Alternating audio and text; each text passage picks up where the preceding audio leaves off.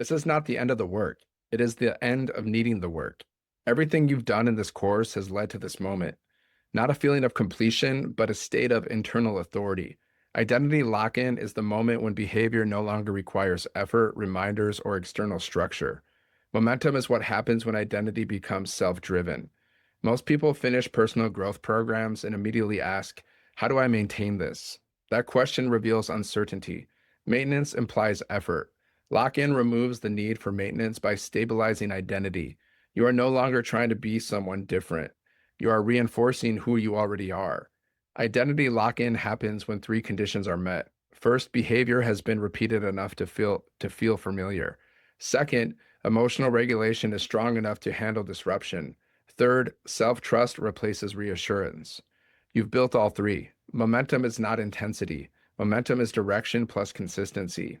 It does not require motivation. It requires identity alignment. When identity and behavior match, action becomes inevitable. The biggest mistake people make after growth is looking backward to protect what they've built.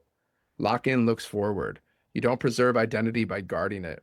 You preserve it by using it. Forward motion stabilizes change.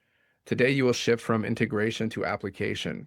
You are no longer practicing skills. You are applying identity to real life. This means choosing one meaningful direction where this version of you now leads.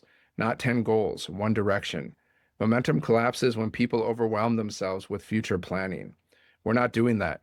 We're installing a simple forward motion rule, one aligned action per day that reinforces identity. That's it. Small, consistent identity-based action beats ambitious planning every single time. Let's define identity clearly. Identity is not what you say you are. It is what you default to under pressure. Over the last 30 days, you've trained a calm response, boundary clarity, self-trust, emotional regulation, and consistency. Those are no longer tools, they are traits.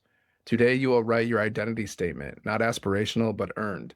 This statement becomes your internal reference point moving forward. When decisions arise, you don't ask what feels safest. You ask what matches this identity. Forward momentum also requires permission to evolve. Lock-in does not mean rigidity. It means stability with flexibility. You're allowed to grow beyond this version, but you don't abandon it. You build on it. Another key component of lock-in is closure. Many people never fully close chapters. They keep revisiting, reprocessing, and reevaluating. Today, you close this chapter intentionally. Closure tells the nervous system the work is complete and it's safe to retain. As this course ends, your responsibility begins, not to repeat lessons, but to live them. The most powerful thing you can do after transformation is act ordinary about it. Calm confidence, quiet follow through, that's real embodiment. By the end of today, you don't need to wonder if this will last. You know how to move forward when things change, when stress appears, and when new goals emerge. That's identity lock in.